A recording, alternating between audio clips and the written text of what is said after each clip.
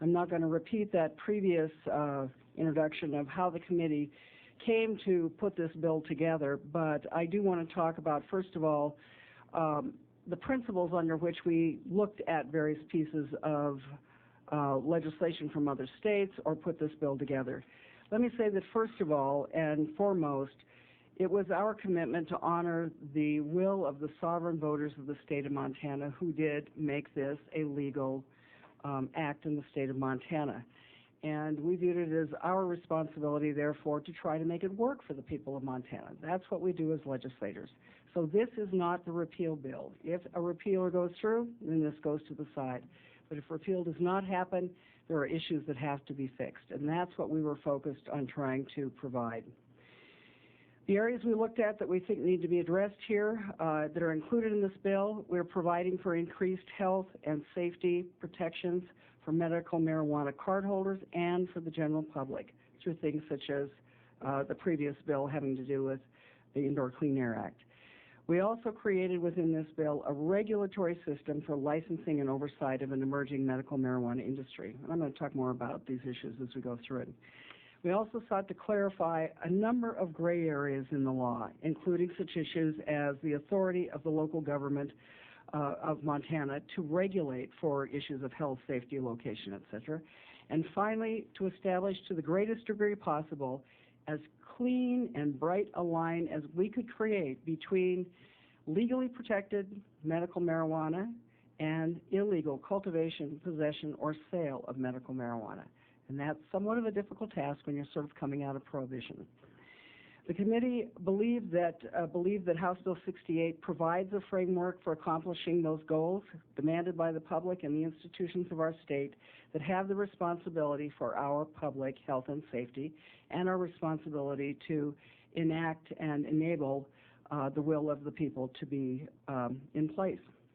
I'm not going to go through all those pages section by section, and I'm also not going to go through the 8-page fiscal note, which I only recently got at this point, and we can do some of that in executive action. But I am going to highlight some of the key provisions of the bill. Let me go back to the creating of a licensing and regulatory structure for the medical marijuana industry. You know, when the Interim Committee first started looking at this issue, like many of the people I think that voted for this, we thought that this was going to be someone growing some medical marijuana for, maybe family members or something like that. No one envisioned that we would see the explosion in the medical marijuana industry that we now have with approximately 29,000 people who have cards and a significant number of businesses growing up around that to provide medical marijuana, both growers and dispensaries and labs and medical producers, and that those need to be regulated. We looked at all of the other states and in many ways adopted what we thought was the best practices out there, which at this point really is the Colorado model, and that also fit nicely, and we tried to work with it in terms of the models we already have in Montana for the regulation of alcohol and gambling, those two in the Department of Revenue. So after looking at a number of agencies, we put the responsibility for this new regulatory structure in the Department of Revenue, which does have extensive experience in licensing, regulating, and providing financial audits and those kinds of things, and collecting taxes on what may be a $50 to $100 million unregulated cash industry at this point. No one knows how much money is out there because we have no numbers to actually account for that cash. And that's growing as the number of people who have cards and go into these businesses. The amount of unregulated money out there is a very serious concern. The licensure system that we propose creates a tiered system for the growing and selling of medical marijuana.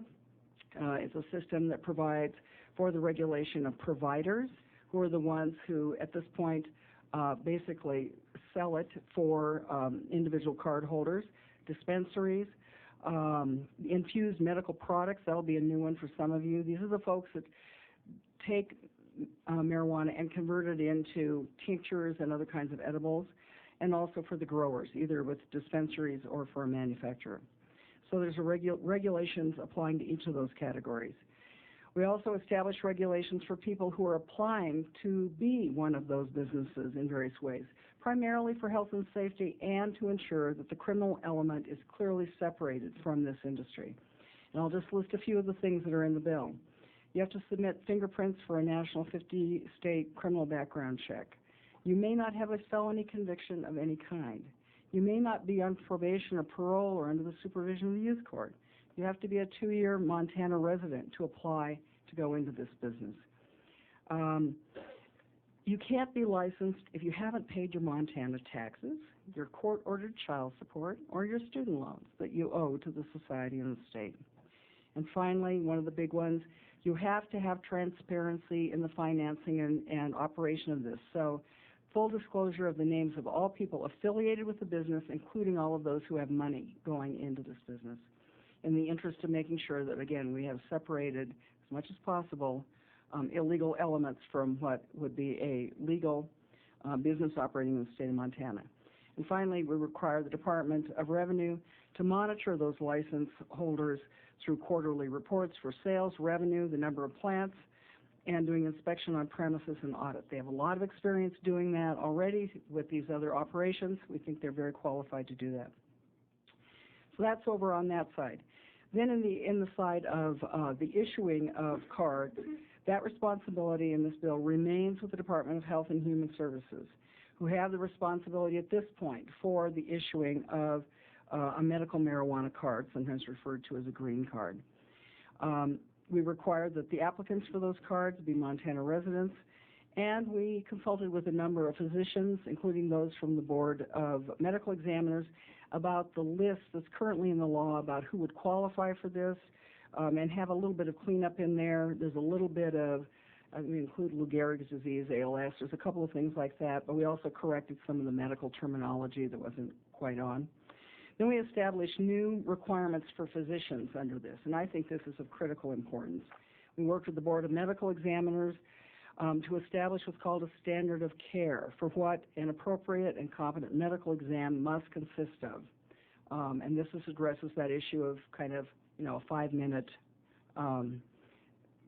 meeting with a physician, maybe not even in person, and then the issuing of cards. So it's setting a higher standard there that would be important for ensuring that people actually have their health conditions taken fully into effect with the issuing of these cards. We also put into the bill that a physician may have no financial ties to the medical marijuana industry. In other words, if you're a grower or dispenser, you can't hire a physician, bring him in, and either pay them by the head or pay them at all. This has to be an independent physician who is doing this. And I'm glad to tell you that there are over 350 physicians in the state who currently have written letters of certification, and around 300 of them have done for 20 or fewer people. That is exactly what was envisioned initially. They're doing it for their own patients. We have a very small number of physicians who are writing for, say, 100 or more, and we need to address that separately, and we do. For chronic pain, which is one of the largest categories for which people are currently getting cards, we're requiring a 2-physician certification for that. We also require the physicians have to have an office in Montana and not be co-located anywhere that medical marijuana is either grown or sold. And we provide limits on the amount of usable marijuana a person may purchase. At the moment, the same number of plants is in both bills, but currently we say 1 ounce. But it doesn't say 1 ounce every day, 1 ounce every month. It doesn't limit that. So in this one, we set a limit of 2 ounces a month rather than the current unlimited amount. That may not be enough for some people, but it certainly at least starts establishing some line, and I know a lot of people want to address that. The other issue in the bill is that we give express authority to local governments to regulate medical marijuana. All of us have seen what's going on in all of our communities with knowing where they can be located or can you ban them from your community. We give express permission to establish business licensing requirements, building codes, health and safety standards, restrictions on location. The other thing we do is we say, if this is the law of the state of Montana, it applies to everyone in the state of Montana. You can't just decide to ban it, push it out of the city limits, and pretend just because it's across the city limits boundary, it's not impacting your community. We need to deal with this issue in all of our communities. Then there are a number of other gray areas we tried to clarify. I think one of the biggest ones is The issue of people who are in the control of the Department of Corrections or Youth Court who currently have cards. We have people who are in court-ordered drug and alcohol treatment and in our facilities who have a medical marijuana card. It's an untenable situation, and we prohibit that, absolutely, both for people who have cards and for anyone who wants to grow or sell medical marijuana.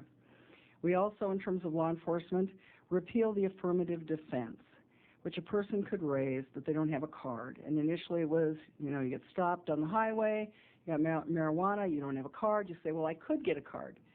Our view is that is still just too darn gray. You can always go to court and make your case if you're qualified, but you either have a driver's license or you don't. You either have a medical marijuana card or you don't. So we repeal that.